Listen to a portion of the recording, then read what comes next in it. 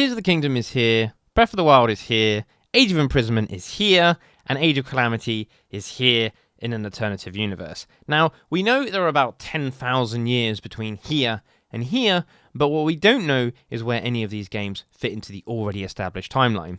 Do they all take place after all the previous games, with Age of Imprisonment being the first game to follow on from the timeline we already know? Or are these titles integrated into the timeline, with Tears of the Kingdom happening somewhere around here? As Tears of the Kingdom story involves a lot of time travel shenanigans and explicitly states that Rauru and Sonia are the very first king and queen of Hyrule, it does make things complicated, and understanding where all the modern games fit into the timeline means first understanding what type of time travel we're dealing with in Tears of the Kingdom.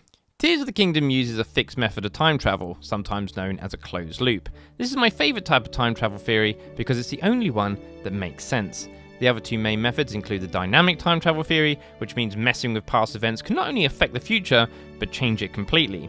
This is where the grandfather paradox comes from. It splits timelines, and it's messy. As far as time travel stories go, it's not one I recommend, because it's always going to have plot holes. The multiverse theory includes more timeline splitting and messiness, but doesn't affect the original timeline, so everything is kind of meaningless. Is it even time travel or dimension hopping? Only with the fixed method do things actually add up and make sense. If something has happened, it'll happen. It's one of the laws of time. But so few films and TV shows actually use it for some reason, but Tears of the Kingdom does. Basically, there's just one timeline and everything that's already happened can't be changed, because if you go back in time, then whatever you do won't change the future. It will only ensure the future is whatever it has already become. Oh no, I've gone cross-eyed. So basically, everything that Zelda did when she went back in time had already happened by the time Breath of the Wild started.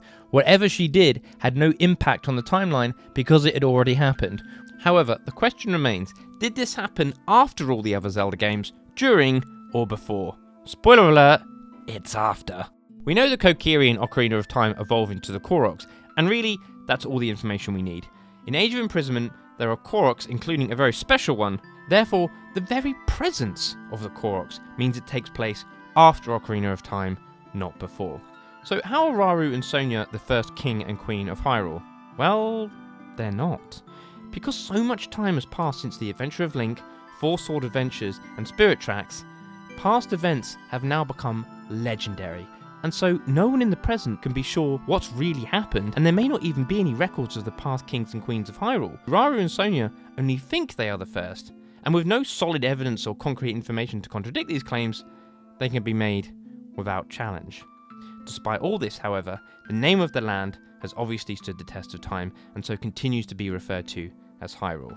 We are the king and queen who founded Hyrule, after all.